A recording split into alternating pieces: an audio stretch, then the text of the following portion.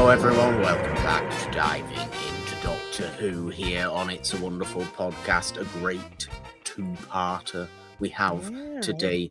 Jeannine, it's nicely fallen into one episode as well, so we're going to have a little bit of a different structure, I suppose, to an episode of Diving into Doctor Who, because we are talking a full story that takes place over two parts. There's no need to go episode by episode this time, because, you know, we have a full, like I said, we have a full story, and a pretty notable story it is as well for modern Doctor Who. It's the first reintroduction of one of Doctor Who's most famous villains, enemies, monsters, whatever you want to refer to them as, that would really primarily be a foil of the second Doctor, Patrick Troughton, in the late 60s, were really where the Cybermen came into full force, and Patrick Troughton would be always going up against the Cybermen. They were kind of his thing, and I think when you realise what the Cybermen are and the kind of the philosophy behind the Cybermen, the symbolism behind the Cybermen, I think you can understand why the mid-late 60s would be a decent time to be portraying these kind of things in sci-fi television in Britain, and the US as well, but not that the US was necessarily getting Doctor Who in the 60s. I'm not quite sure. I doubt it, but they're certainly getting Doctor Who in 2006 when we're dealing with this particular two-parter. Correct. Now, this is the Rise of the Cybermen and the Age of Steel two-parter. What do we make of the Cybermen first and foremost? Because it is very notable for the, obviously, reintroduction of, alongside the Daleks and like the Master, is Doctor Who's most famous enemy, really. So, Yeah, the Doctor's most famous enemy. Yeah, it felt like a cross between the Daleks and the Borg from Star Trek a little bit. Yeah, they're a little bit Borgish, to be fair, in terms of how like they taking over develop people humans. and stripping, and stripping away kind of any emotional aspect from them. But I find I liked both of those things better than I liked this. I don't know that I felt the threat as strongly as I did with those two other entities that I compared it to. I'm not sure what it was that didn't really have me kind of fearful of them, but I wanted to like them more. I wanted to feel more of a threat from them, because when we had Dalek stuff, they felt very kind of terrifying and like, how are people going to get out of this? Because this feels very intense and imminent. But I don't know, the Cybermen felt kind of plausibly defeatable. Okay. I mean, that's an interesting point. Obviously, the Daleks are an alien race of their own kind. That's the point. Yeah. And to be fair, depending on which Cybermen story you're looking at, they can sometimes be a race of their own kind, or be, as they are in this two-parter, which is this mechanical, quote-unquote, upgrade of human beings. Putting their brains in them and stripping away any kind of humanity, emotion, anything like that. Yeah. Which, yes, as you say, if you are a Star Trek fan, is almost exactly what the Borg do, but the Borg do it in somewhat more of a physical, body visceral horror, kind of body horror way. Yeah, and almost like a zombie kind of sensibility as well, kind of in there. Yeah. And I don't think it's not like you don't get that in this two-parter with the Cybermen. You get the hive mind idea of it all. You get the mind control idea of it all. You don't necessarily get, I think, you would agree in this, and this is where you're coming from. You don't necessarily get enough body horror from this particular Cyberman story, I don't think, given that it is what it is. Like, the idea is there behind it. Yeah, but I don't think we see the horrific entering of a human into this form. So that doesn't No, really help kind of it's conjure the alluded scary to. image. Yeah. It's alluded to. You see the kind of mechanical, surgical instruments kind of whirring and jeering and doing all these kind of things in 2006 CG. You see all Yeah. that, but you don't see anything direct. And I do agree with you. I think it would have been more impactful at this time, whatever it may be, to see it a little bit more directly. Maybe too terrifying, because again, we've got to remind ourselves that Doctor Who at this time is really trying to balance this "I'm for everybody" kind of attitude of making a television show. And there is a level of darkness to these two stories. There's a level of serious emotion to these, to this story, to these two episodes. I do somewhat agree with you that it just doesn't go hard enough, though. Yeah. It doesn't go far enough. It doesn't get as horrific as it could. But all the instruments to do that are there. All the fundamentals to do that are there. So I may be watching it again, years since I've rewatched, the Age of Steel two-parter. But I'm watching it again going, you know what? I was always led to believe that this was a lacking two-parter, an unfortunately lacking two-parter. And I think in watching it this time, I've realised that all those fundamentals were there, and I didn't necessarily feel that way. I didn't necessarily feel it was lacking.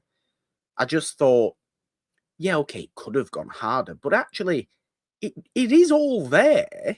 It just it never quite wants to go to that to push extreme it all the that way. it could do. Never quite wants to push it.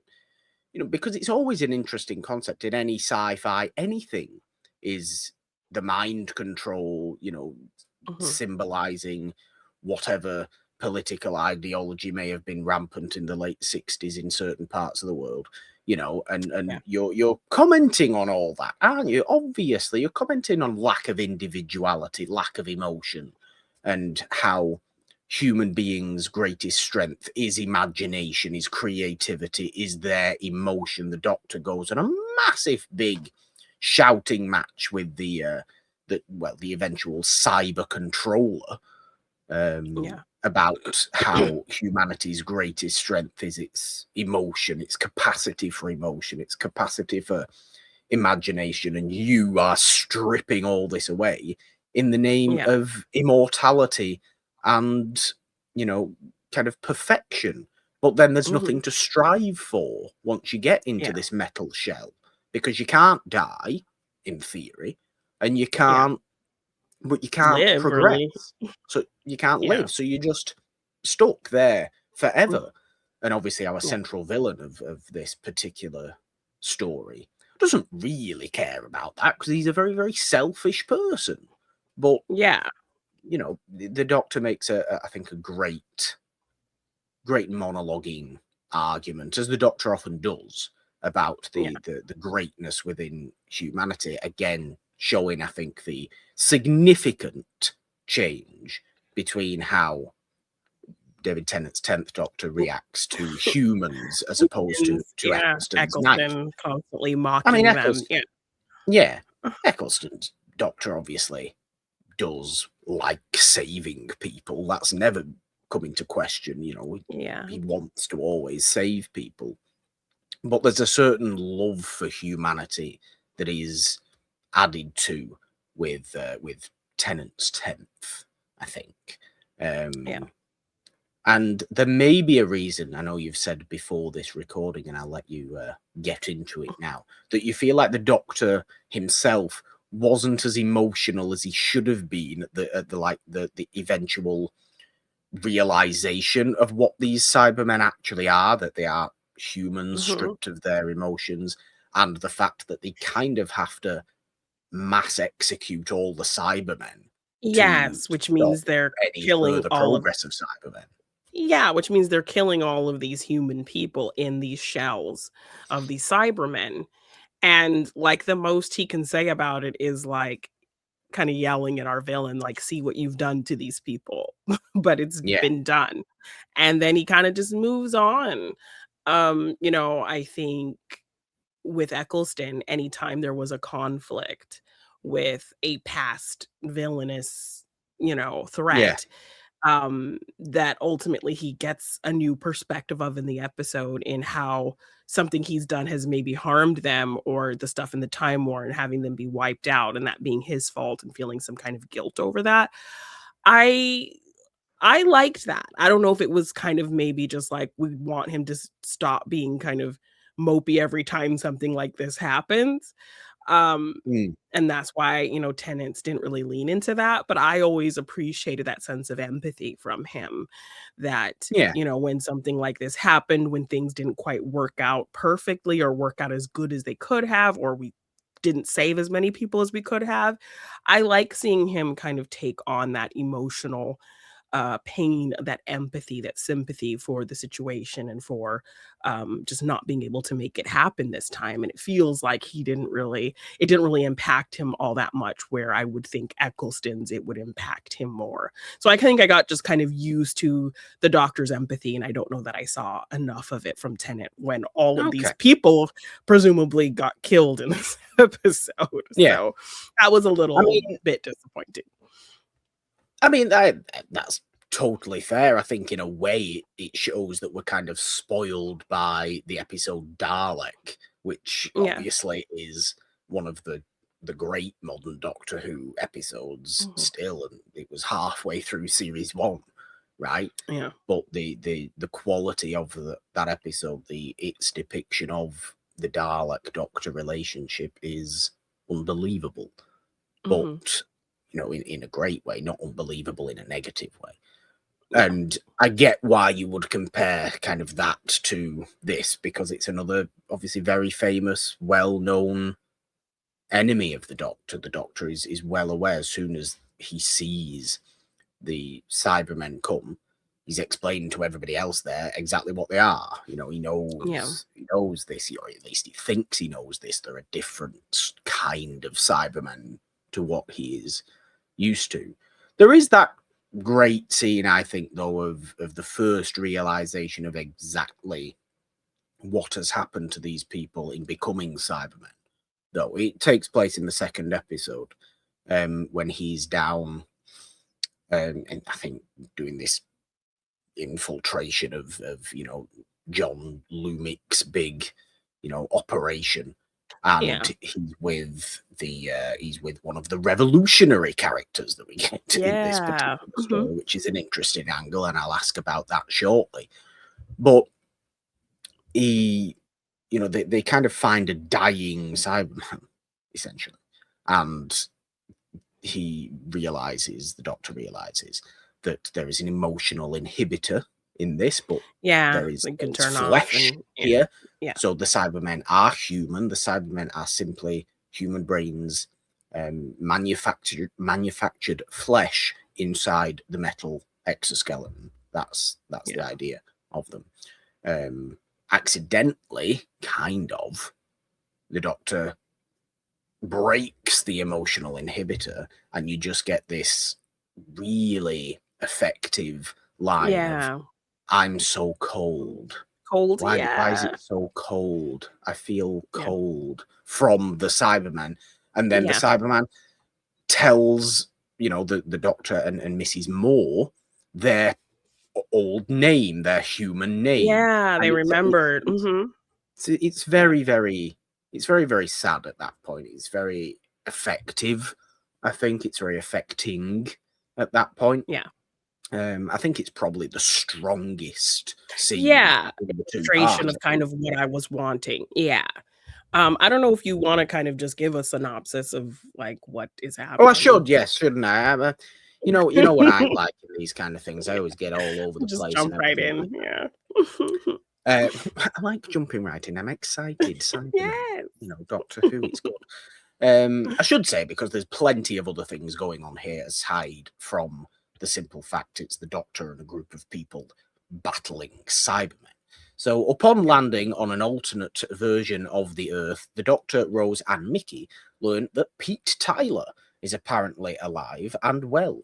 Lurking in the shadows are creatures made to destroy. One of the Doctor's greatest fears have come true. The Cybermen are reborn. So yes, obviously another massive element to this two-parter is the fact we're on a parallel world, an accidental Yeah. parallel world, because the TARDIS Yes. decides to Break explode at the down. beginning of Yeah. the episode. Conveniently explode, I think, out of absolutely nowhere, just to make Yeah. you know the concept of going to a parallel world possible, which isn't typically possible in Doctor Who. Yeah. You don't kind of typically get this sort of stuff. So it breaks the crack in time, goes through the crack in time. The TARDIS looks like it's dead. Yeah. Obviously it isn't dead, because why would the TARDIS die halfway through a series of television? Yeah. It wouldn't make sense. But take that as it comes, and all that kind of stuff. Yeah. But we end up on this parallel world, obviously, and it's interesting at first.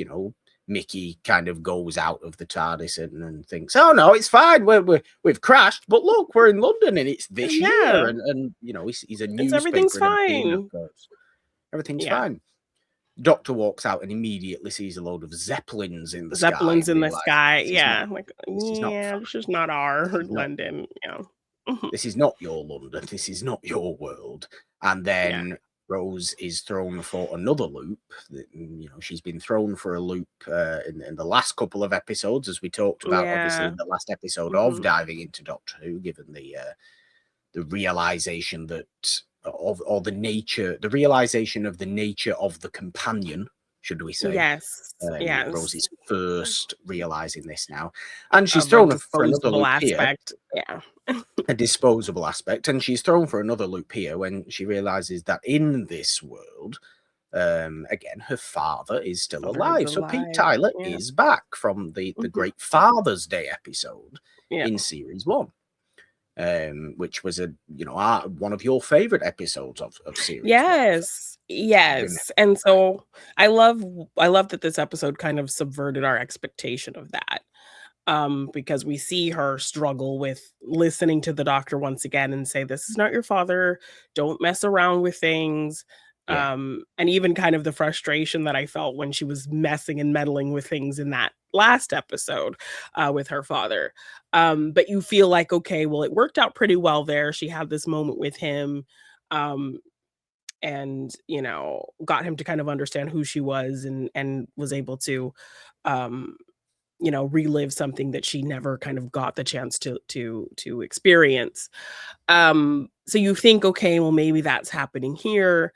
But ultimately it doesn't quite end as nice as it did the last time. So I like that it builds to making us kind of think that, and then it doesn't quite have that happy ending, which just feels very real in a show with kind of crazy, wacky, unrealistic things. That we can at least ground the emotion and ground the realness of things not always ending up perfect.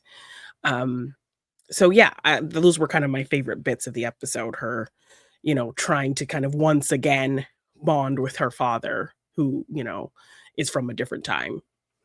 Yeah, who obviously, as you very, very rightly say, isn't her father. This is an alternate world, Pete Tyler, where he has become a business success. He's a multi-millionaire in this enormous, lavish home. Still married to Jackie. Their dog is called Rose. So it's not, they don't have a daughter, but their dog is called Rose. And there's a little bit of a continuing sort of, you feel easy to talk to kind of vibe from Pete Tyler. Whenever Rose is trying to get a little over involved in Pete and Jackie's, he reveals things, and he ends up revealing to her that him and Jackie are like separating, and things aren't really going well with their relationship. I think both iterations that she meets of her mother are not great. Because she tries to kind of have the same heart-to-heart with this version of Jackie, who tells her, "You're the help. How dare you talk about my relationship? Get out of here, not getting paid." And has this very kind of negative attitude. And then ultimately she gets taken over by Cybermen. Yeah. and dies. So, yeah, again, it's just really interesting seeing her kind of be hopeful that it'll work out again. And even though she was able to kind of tie that bow with her father and, close that knot of everything, somebody, spent their final moments with him only to kind of have the time loop make it be actually this version of her who was that person. Yeah. She still needs that, even though she got that moment, she still needs more. She still wants more. So that I think that was a really interesting thing to explore with her. Having to see these people again, even though she got some type of closure, it's still never going to be completely closed for her. So I like No, kind of of course, delving into that. of course it's not, because it's the next level of it, isn't it? Yeah. This is the, yes, okay, it's not her world, the real events and all this kind of stuff, but it Yeah. is almost the ideal world Yeah. in her mind for what Yeah. her mother and father's relationship could have been. They are Yeah. affluent, they are wealthy, they are successful, they are together. These are the Yeah. important aspects for Yeah. Rose about her mother and father's relationship. There's none of that in the real world. So, of course, she's going to latch onto that here, even though it's not technically the same people.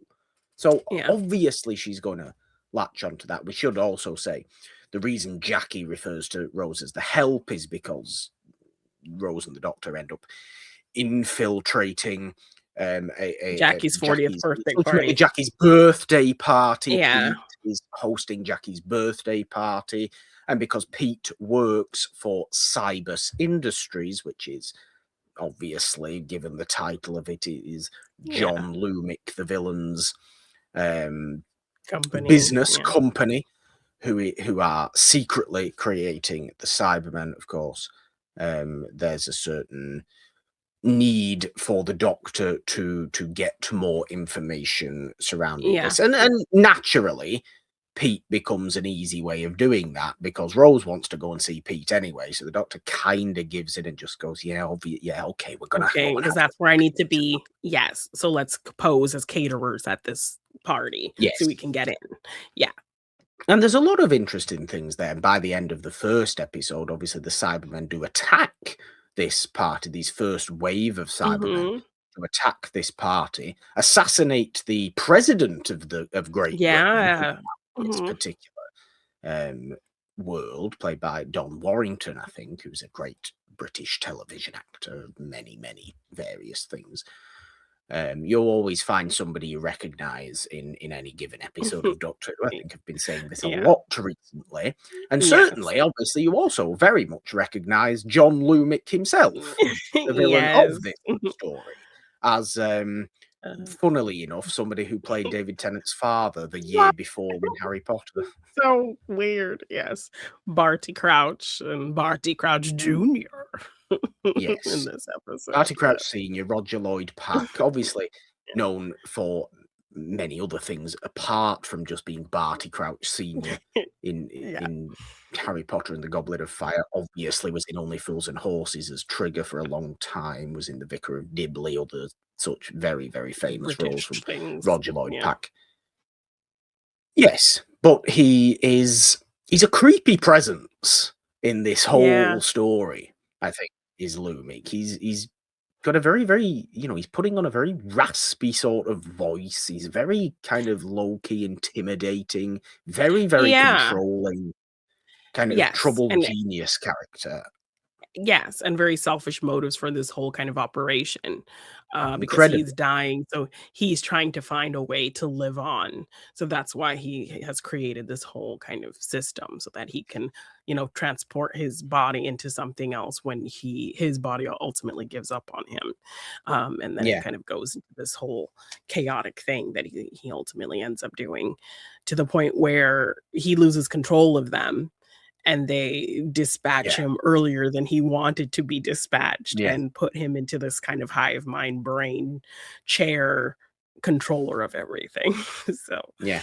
Which, does give the same sort of vibe as the Emperor Dalek from the end of yeah, yeah. season 1 or series 1, doesn't it, really? Or the He, Borg queen. or the Borg Queen, exactly. He Yeah. is referred to by the time we see him upgraded, shall we say, in the Age of Yeah. Steel episode, the second episode. He is referred to as the cyber controller, still speaking with a, cybernetic John Lumic voice, but Yes. Yeah. full of all these, the wiring and pipes. He's a wheelchair bound man. He's kind of, I don't know if Yeah. he's supposed to be paralyzed or something like that, Or or he just weak can't, from just weak. dying or whatever. Yeah. Yeah. But the media are still trying to present Lumic as a healthy man, a well man, everything's perfectly fine, because Yeah. Cybus Industries has essentially taken over well, I say the world, but the world of this story, which is obviously Britain and more Yeah. closely just London, because obviously. At least we're in London now, and we're not just in Cardiff all the time. That's a bit of Yeah. a nice change. Yeah. I suppose we're not randomly invading Cardiff of all Yeah. places. We're actually going after London, at least somewhere significant. Sorry to the Welsh.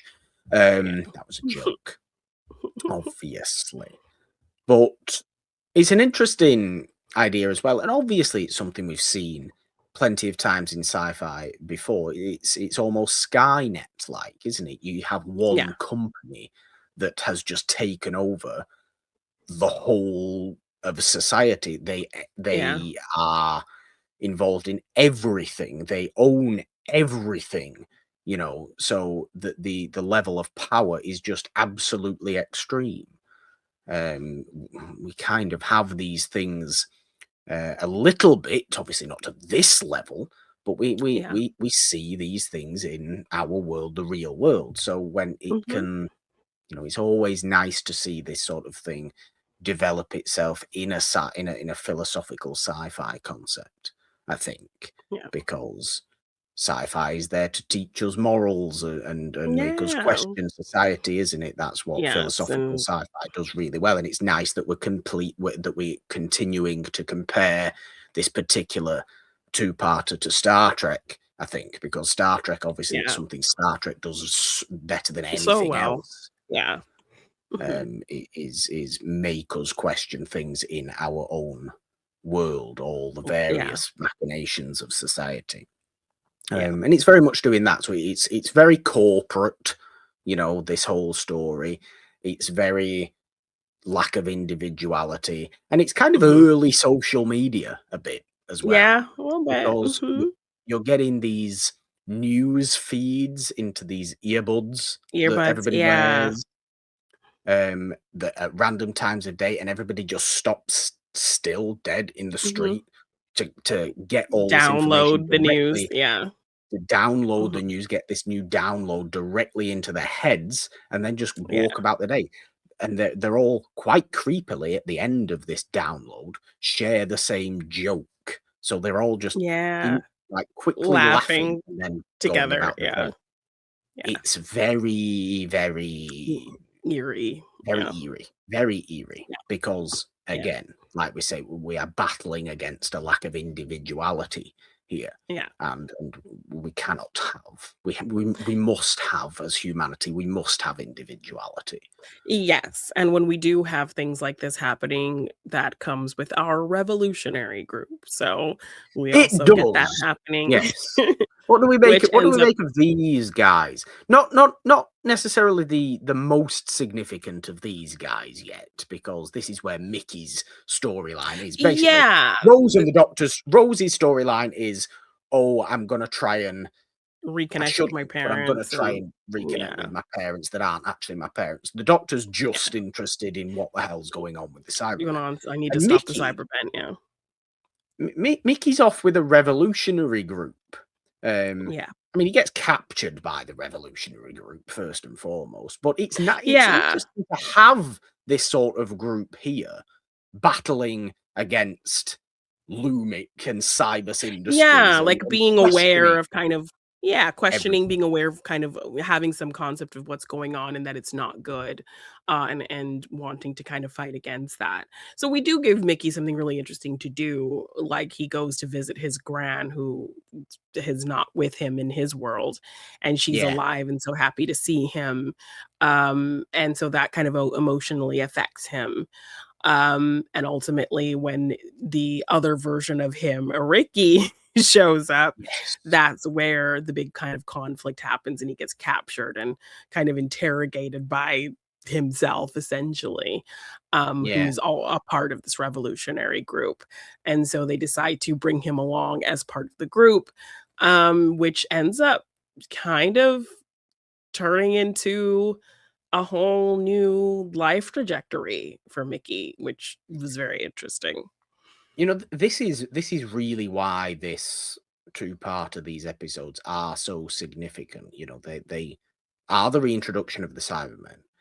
They're the parallel world and Rose coming to terms even more with the struggles of this sort of life, the moral struggles of what she's doing. She's going through the ringer way more so in series 2 than she did in Yeah. series 1, Rose. Um, but it's very notable as well for Mickey's storyline. Very, Yeah. very notable for Mickey's storyline. Mickey, up until this point, obviously throughout series 1, Mickey the idiot, call him whatever you want, Mickey the tin dog. Yeah. Mickey will say this stuff himself in kind of half jest, but you feel sorry for Mickey. You're constantly feeling sorry for Mickey. You're constantly Yeah. pitying Mickey because he's just always left behind. And now Yeah. that he's kind of not been left behind finally for a few episodes, he Yeah. called them back to fight the Krillitane in school reunion, because he noticed something going on. So he was Yeah. involved there. He then actually becomes a TARDIS traveling companion for the girl in the fireplace. Yeah. And obviously this episode, this storyline as well. But because, well, because of the nature of what happens in this story, he makes a significant decision by the end of the Age of Steel, Yeah. Mickey. Yeah. And it's bitter. Bittersweet's the best word to use. I think it's very sad, Mhm. but you Yeah. totally understand Mickey's Yeah. decision. Yeah, because he finds this sense of purpose, and you relate it back to Rose doing the same thing. She found her sense of purpose with the doctor, and him having that here. Like, he doesn't is not about anything or doing anything special or important where he was, No, and he he's doesn't been even able to have see. anyone. He doesn't Yeah, have any family. He doesn't have yeah, anything. In exactly. the real world. Yeah, and with Rose always being gone, he doesn't even have her anymore. And so it's easy to see that he would need some kind of sense of purpose, and he has that here. He can be this revolutionary and stop bad things from happening, especially in getting to see firsthand what Rose and the doctor have been able to do in saving worlds and saving people and things like that. Yeah, And this big kind of bigger picture mission that he never really understood, I think, until, he got more deep into it.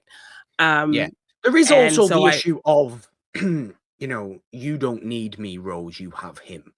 I either don't Yeah, you, which exactly, is the because she sad tries aspect. to say that when he makes the decision to stay there, she tries to, implore him to not do that because she needs him, and he's very honest, like, "No, you don't need me. You really don't."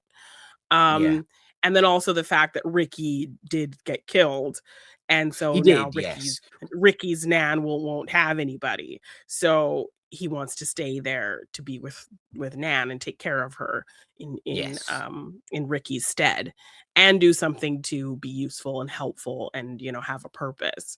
So you totally understand his reasons for wanting to stay there, but the scary thing about this decision is the fact that they are in some parallel place accidentally.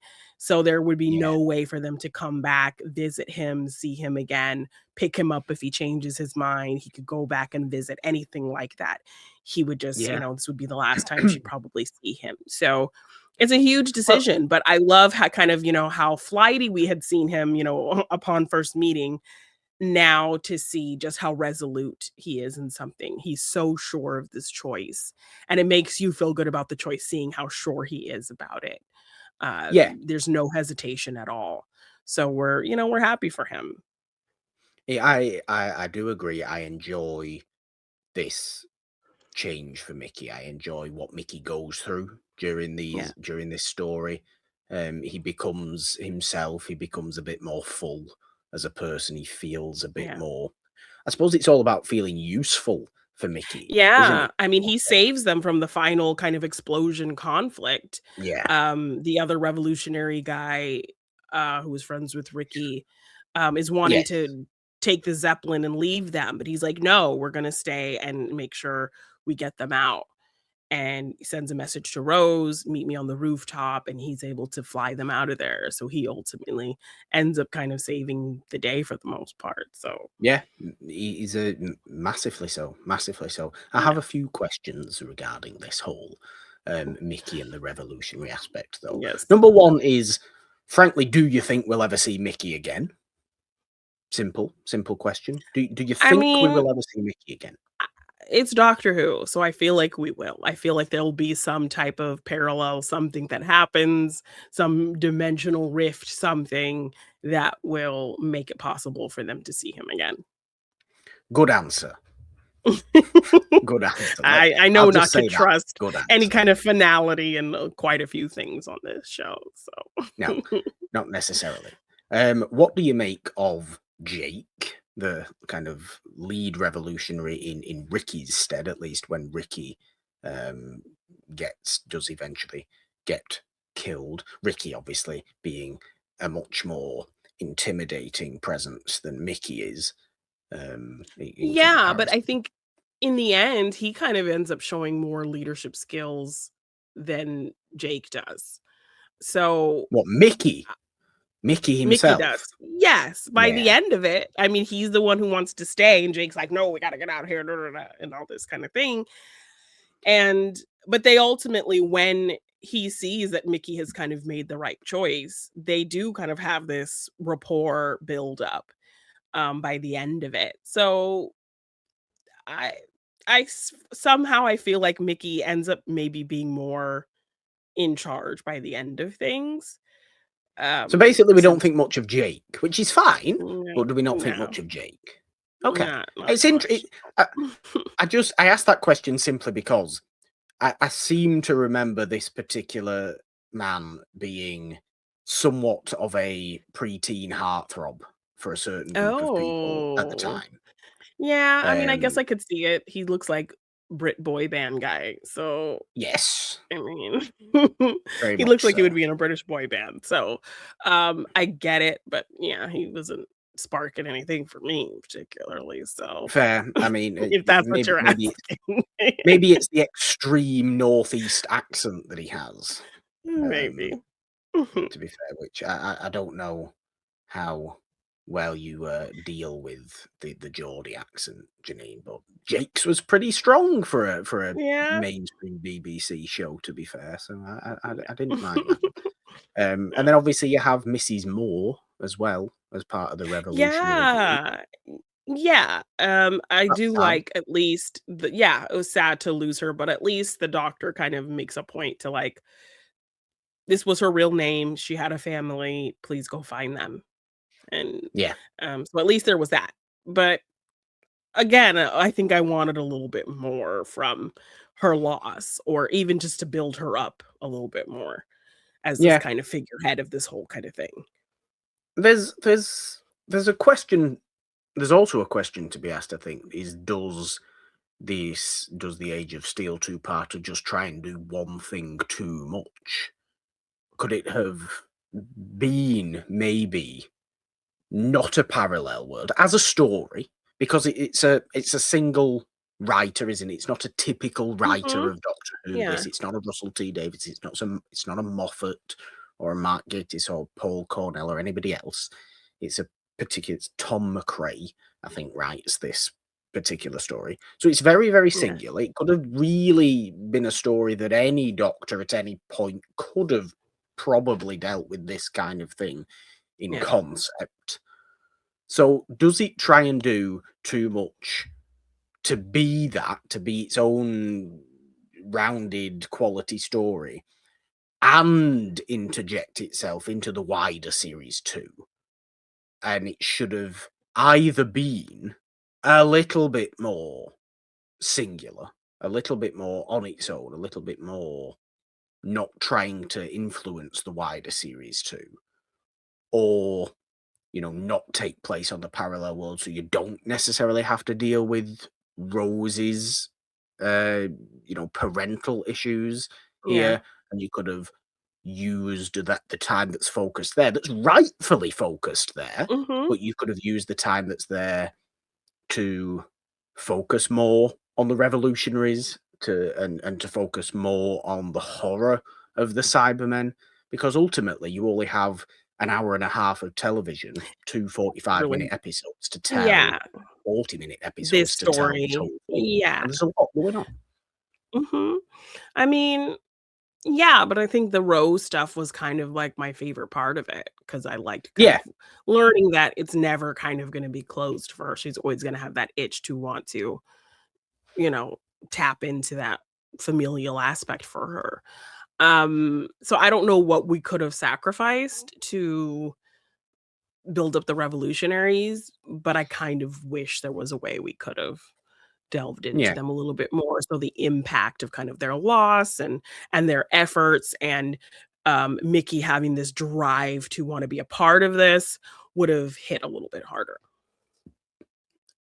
I will ask another question. Do we think it's the last we see of certain revolutionaries, in Doctor Who, Janine?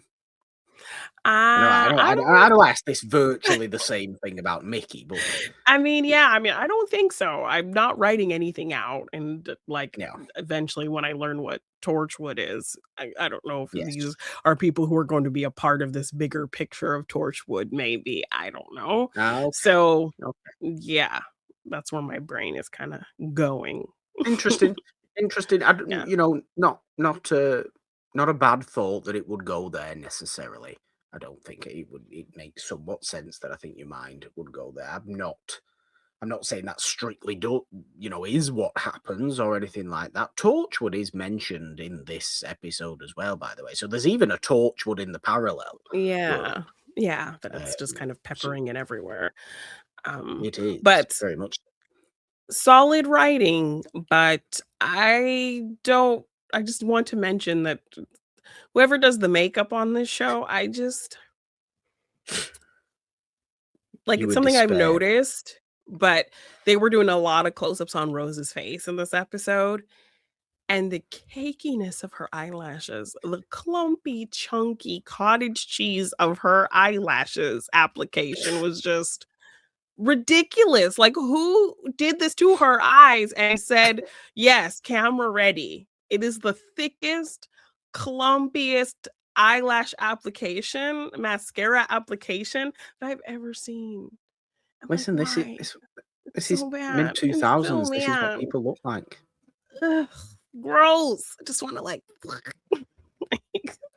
I can't say I noticed it myself, so it must have, maybe this isn't something I and did maybe you'll notice it now, notice. because like, her Maybe I eyelashes must have have now. been like that, and I'm just always like but this episode had a particular close-ups on her face, so it was more kind of egregious in my face, and I was just like, "Ugh, was that really the thing?" I think maybe it was I the think thing, so. but, oh, it From just what I can looks remember, gross. people having fairly chunky eyelashes and big old eyelashes.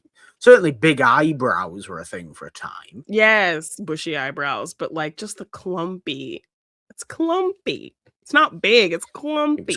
You got big clumps. it's a nasty So, I word. just had to mention that that was just like, and I tried to I look at the mean, fair, makeup people. There was, like, quite a few, so there was not one person to blame for this. fair. I I feel like we should talk a little bit more about the Cybermen themselves, though, because obviously it's a Cyberman story. The Yeah. lumic of it all is also very very important. And yes, okay, he can at times come across a bit of a mustache twirling villain. I mean, he's literally piloting a zeppelin around, and Yes. you know, But saying, funnily enough, "I'm he doesn't going to have take his over Barty the Crouch city." mustache. He doesn't have his. He doesn't have a mustache. No, he doesn't have. I He know. doesn't have a mustache. Although, to be fair, him playing Barty Crouch Senior is the only time I have ever seen him with a mustache. Oh, So okay. just maybe what Okay. you're most familiar with him looking like. Yes. But I do Yes. not believe he typically had a mustache. Okay. Although may have had somewhat of a, may have had somewhat of a lazy beard. Okay. In public and things like Unshaven. that at certain Yeah. times. Okay. But he's an interesting villain, and the Cybermen, I think, have a decent enough go in this Mhm. story. I think Yeah. they will return. They're too significant to not return at Yeah. some point. Yeah, Aren't I they? felt that. But Yes, because even it's like the revolutionary mission is Mickey and Jake going to other cities to stop this threat from yeah, growing. So we have established that there are more like factories and entities of these things existing yeah. that we have to get rid of. Yeah. But they are. It's obviously this very factory sort of thing. It's almost like the clone army from Mhm. Star Wars in a Yeah. way, isn't it? You get these big shots of this wide factory, all Fleet. the Yeah. all the now controlled humans, that Mhm. Lumic has infiltrated their earbuds and is forcing them all Yeah, to walk march to them other into this factories, factory. Yeah. Yeah.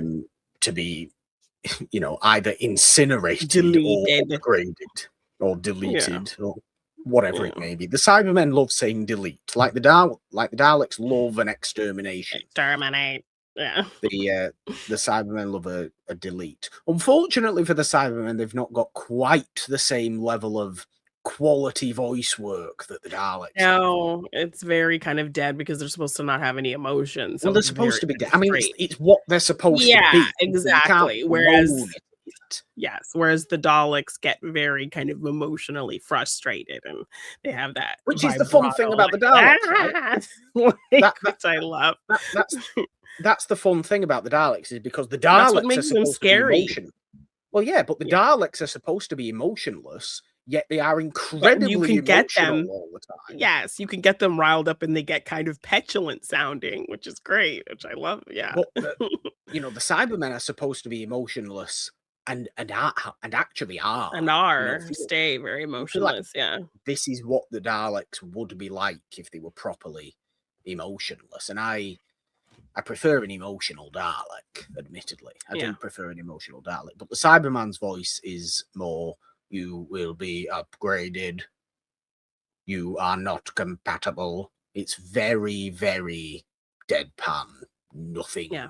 underneath there. Yeah. It's a good cliffhanger that we end the first episode on, though, I think, because the Doctor's all like, we're surrendering. I'm well aware of who you guys are, essentially. I'm well aware of who you guys are.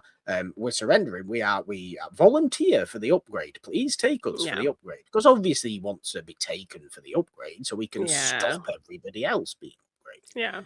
Yeah. And the Cybermen don't look like they're for letting No. that happen at all. Yeah, they're like, "No, delete, delete." He's like, "No, we're surrendering, delete, delete. No, you can't do that. Just we're surrendering. Take us, Good to be cliffhanger. upgraded. Delete, delete." Yeah. So that Good felt like a cliffhanger. very tense scene, them being surrounded and the buildup of everything. Yeah, there was some good obviously, tension like any other television cliffhanger, it comes to nothing because at the very start of the second there. episode, Next part, yeah. he just whips the sonic screwdriver Sonic out, screwdriver. blasts And, all yeah. the heads off and thing. Quite funny. You wonder why he didn't just go into Lumic's factory and And Cyber just go just start brandishing his sonic around and just going, explode you as well. Exterminate. Exterminate you as well. The Doctor's not allowed to become a Dalek. That's what. But they make a hell of a noise as well to the Cybermen. I've always liked the sound design of the Cybermen. Mm-hmm. Yeah, I think because obviously the Daleks don't make such of a noise as they move around, because they're just wheeling and rolling around everywhere. Yeah. doing. But the Cybermen have a stomp to them. And I love the Cyberman stomp. Yeah. It's so Mhm. loud. It's so in your face. Yeah. It's oppressive. It's Yes. But really, even really the heavy. Yeah, but even the look of them have this kind of old, kind of 50s, 60s sci-fi Yeah. style to them, which I really enjoy. So, yeah, that's fun to kind of harken back to the kind of simple era of what, a robot is, Yeah. you I mean, know? I did want to ask you about the visual of them and the Mhm.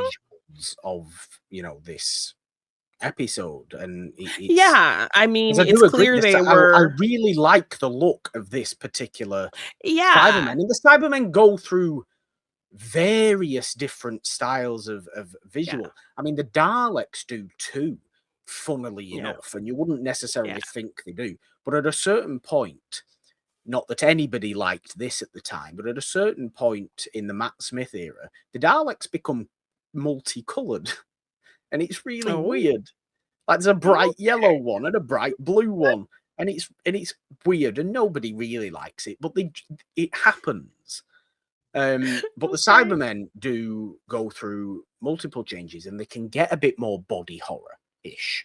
And I believe No. in the Peter Capaldi years, they do kind of become a little bit Oh, more okay. humanish almost. Yeah. Um, So, yeah, this design just had me just assuming that this was something that existed in the early eras of Doctor Who, and they just kind of, you know, modernized it slightly, but still kept that kind of, 50s, 60s yeah, sci-fi style intact, which I enjoyed that yeah. aesthetic. So, No, I've always liked the look of this era of Cybermen. I think it does the job really well, mhm, and it's what this particular style of Cyberman is. It is a yeah, metal suit for mhm, a human brain. It's yeah, not a race of its own at this point. The Cybermen have been in the past and are, mhm, will be in the future, our future of watching Doctor Who. So, yeah, but at this time, they are a human brain inside a metal exoskeleton, and that's what they look like. That's what they mhm, give off. They are yeah, massive, scary, unstoppable robots, and yeah, that look and sound like massive, scary, unstoppable robots. yeah, And I think it's great. I think the mhm, visual of them and the sound of them is really good.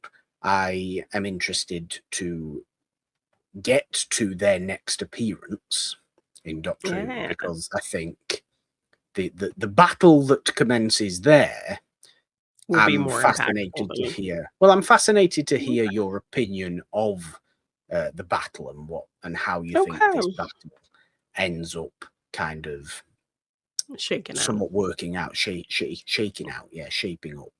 yeah, Um, I suppose because it pits the Cybermen against something different. So ooh, it's okay, interesting. It's very interesting, okay, and it's not. To be honest, it's not too far off. I'll just say that it's not too far off. okay, So okay, they'll be back. They'll be back yeah, swiftly enough with the Cybermen for us to okay. get into again. Anything else we would like to get into Um, about this two-parter, Jeannine? just lastly, I think I alluded to it, but I don't really think I said what happened was that, just the subversion of expectation with how nicely things ended with Rose and her father in the last episode he appeared in to Yes. how things tie up now. He does get out of the big kind of explosion with them. And then when they're at the TARDIS about to leave, Rose does ultimately kind of allude to him that she's his daughter, as he does kind of feel this weird connection to her. Yeah. And he doesn't have the kind of, she asks him if he wants to look inside the TARDIS and kind of understand what's Yeah. happening and that time travel is a thing and try to make sense of it for him so that they can still have, hold on to this bond that they've kind of formed. And it just scares him. Like he doesn't want to know. Yeah. It's too much. And so he kind of panics and she calls him dad. And he's just like, no, I can't, I don't want any of this, and kind of just runs off. Yeah. So she doesn't really get the kind of happy ending that she got last time. So I like the realness of that, the real emotion of that, the real imperfectness of the world in that kind of scenario. That it didn't quite work out like it did the last time. And I think, that episode, and even kind of seeing their connection throughout the episode, built us up to think that maybe, and in any kind of timeline, she's always going to have a connection with her father. They're always going to have a good, Yeah. rapport. It's always going to tie up nicely with him. And then that doesn't happen. So it kind of throws us off in an interesting way. So I like that it wasn't Yeah. perfect, because ultimately, he is not her father. And at least the last version she did connect with was her father. So the that's nature what of a parallel world. Exactly. And so I liked him having this kind of fearful reaction, but still ultimately having this otherworldly, unexplainable connection with her, even still. So I think that was enough. So yeah, I liked that. I like delving into similar a similar little point, I think, to bring up just as we finish. What do we make of the scene where Jackie, who has become a Cyberman, Jackie's kind of after the attack on Jackie's birthday party by the Cybermen, kind of the Dr. Pete, Rose, and end up escaping. Jackie's left kind of trying to hide inside.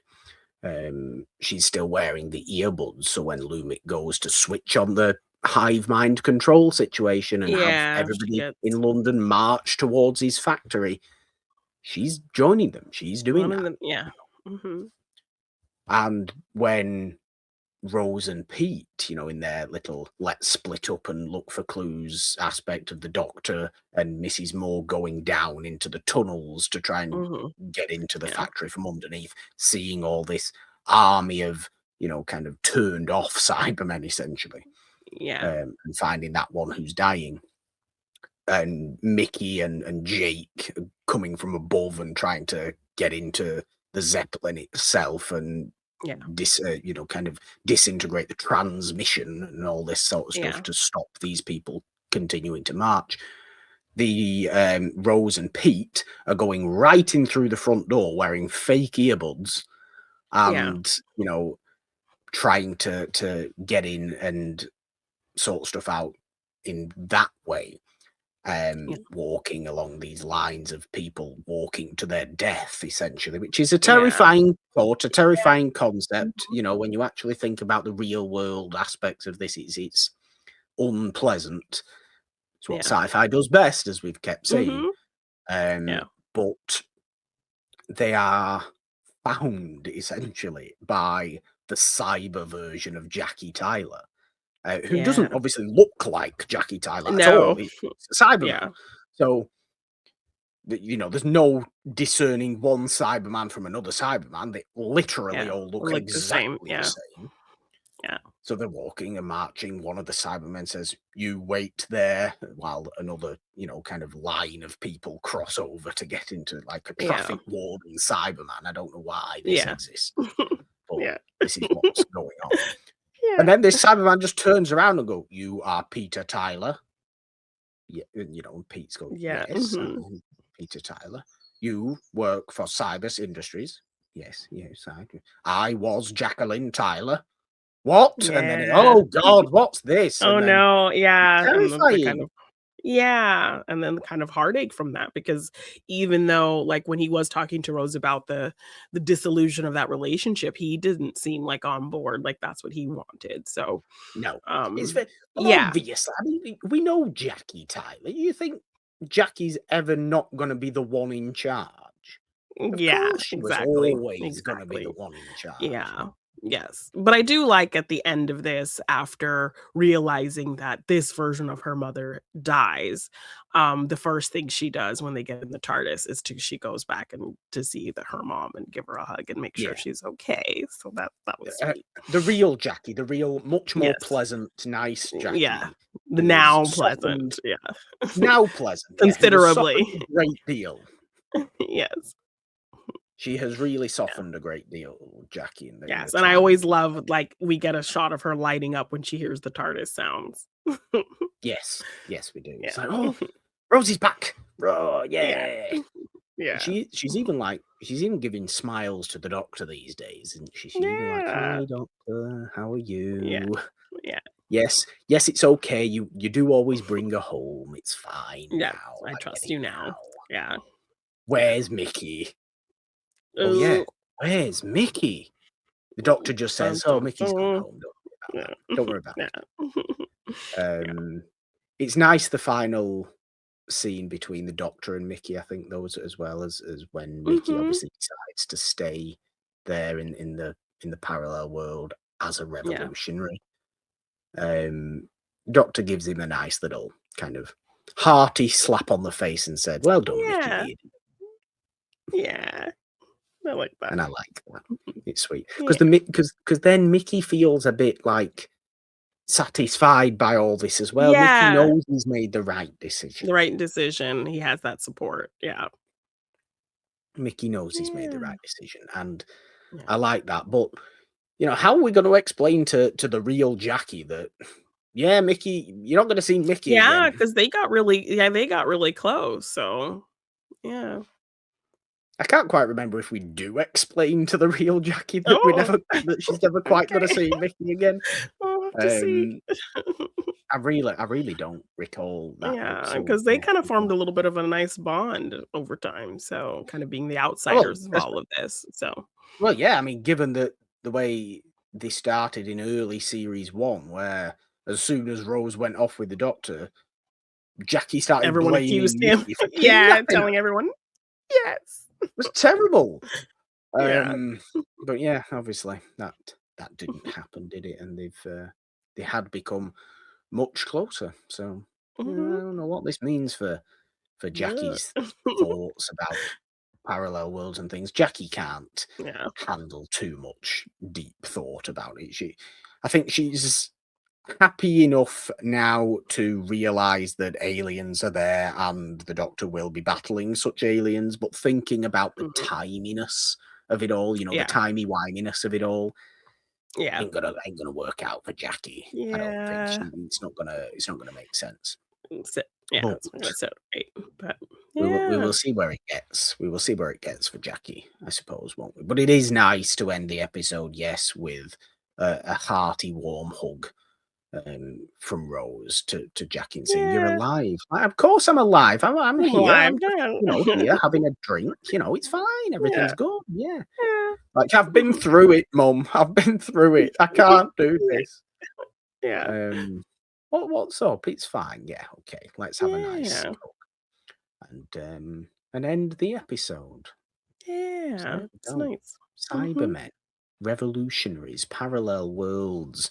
Jeannine, an interesting time in series two. How are we feeling about series two so far? Because we're like 6 episodes through now, so we're Yeah, this is, like, just over farther half. than I've Oh, I'm like yeah, about halfway. this is the farthest I've gotten, so I'm still into it, I'm still intrigued, I'm still interested, I'm still excited, I'm liking, Tennant, he kind of had me like, Different. a little more empathy this time around, but I still really like him. I see why, he's a lot of people's favorite, and, Yeah. yeah, I'm excited for more. Well, as I've said, Tennant continues to get stronger and stronger in the role, a more rounded Doctor, Mhm. kind of, not just a little light and jokey as he can be sometimes in Yeah, series two. There's a continually growing darkness within Tennant that is very good as we yeah, get through his 3 series and specials. Um, but it's great. I'm glad that you are still very much on board. yeah. Next episode is going to be interesting because we have one episode that is like a really great kind of concept, a really good horror concept, Okay. a period setting. I think we're set during the 40s Mhm. in London at this point. But a really odd moral by the end of the episode, like Ooh. a really weird sort of, why are we condoning that moral by Oh the end of no. it? Not like criminally bad. I'm not saying it's like criminally bad, but Okay. why are we condoning that? Why are we like not calling that out kind of moral by the end of the episode? Okay. But the second episode next time is the start of another two-parter. Unfortunately, we can't do that two. It didn't work out to do both of these two-parters as their own episodes because of the way the episodes run. But that two-part that we'll be starting, in the second episode next time, is a very good two-parter as well. Very interesting two-parter. I think you will really like that two-parter. It's very scary. Very scary. So, I like creepy, scary, possession-y sort of scary. It's good. I think it's, what is it called? The Beast Below. The first episode, I think, is called The Beast Below. So it's good. It's good. We're on an asteroid, as far as I can remember, like a space station asteroid sort of thing. It's good. It's good. Yay! Exciting. Right. More Doctor Who series 2. After that, we'll get to the obviously the second part of the Beast Below two-parter, and then some of the most controversial episodes of Doctor Who ever. I say controversial. I don't mean controversial in terms of nastiness. I mean controversial in terms of people like to hate on them in a humorous way. Oh, okay. But in a humorous way. In a humorous, because they're just too silly. They're just too silly. They're just a bit silly. It's going to be very interesting. Anyway, Jeannine, that is it for today's episode of Diving into Doctor Who.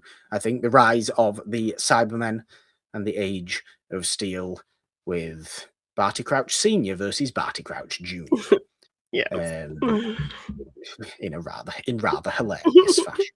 I remember thinking this at the time, obviously, because it was a year after Harry Potter and the Goblet of Fire came out. I was like, what's going on here? They planned this. Why is Barty Crouch Senior? Because that's all I knew Roger Lloyd Pack from at the time. Watched, his more famous comedy work. You wouldn't think he would do, would be most famous for comedy work. No, I can't even picture that. He is. I might have to show you some episodes of Only Fools and Horses and things like that, because he is, I mean, like an idiot as well in Only Fools and Horses, like a proper simple idiot sort of character. Oh, He's good. He's funny. Interesting. He's very funny. Okay. But yeah, maybe go and search it up. Search Trigger Only Fools and Horses up. Maybe just have a bit of a watch of what he's doing. He has his favorite broom, basically, like a broom that you're sweeping. He has his favorite broom that he's had for decades. This is a very it sounds silly to explain, but it's a very famous thing in Britain. Trigger's broom, right? He has his favorite broom that has changed handles, countless times and changed brush heads countless times, but he still thinks it's the same broom. He's convinced it's the same broom, and it's the same broom he's always had. And there's a little bit of an argument of how is it the same broom when it's had 14 different handles and 8 different heads? It's not the same broom. He's like, yes, this is my broom. I love my broom. My broom's great. Well, maybe that's a sign he was meant to be in Harry Potter. So maybe, yeah, that's a good point. Never see Barty Crouch see him fly though. Do we see him die? We see him die. We don't see him fly. Yeah, but there you go. Okay, well, diving into Doctor Who will of course be back in a couple of weeks' time after our next episode of Investigating It. Welcome to Derry, which we have started now. For a nice little Stephen King a-thon. Not in that make sense. But it's little break. There's a lot of Stephen King things going on. In it, Welcome to Derry, not just it based. A bit of Shining here, a bit of Shawshank there, bit of other things. Dark Tower over there. Oh yes, Dark Tower. That's huge. Yes.